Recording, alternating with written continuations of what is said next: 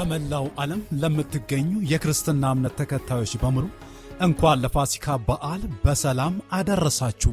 ታዲያ በዓሉን የት ሊያሳልፉ አስበዋል?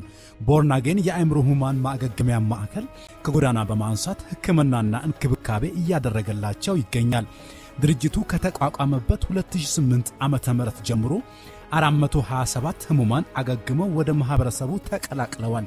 በተጨማሪ የአእምሮ ህሙማንን ልጆች በማስተማር የተለያዩ ድጋፍና እንክብካቤ በማድረግ ላይ ይገኛል። ታዲያ እርሶም ከእህትና ከወንድሞቹ ጋር በዓልን እንዲያሳልፉ ጥሪ እናደርጋለን። በአእምሮ ህመም ምክንያት አንድም ሰው በጎዳና ላይ አያድርም። ቦርን አጌን የአእምሮ ህሙማንና ማገገሚያ ማዕከል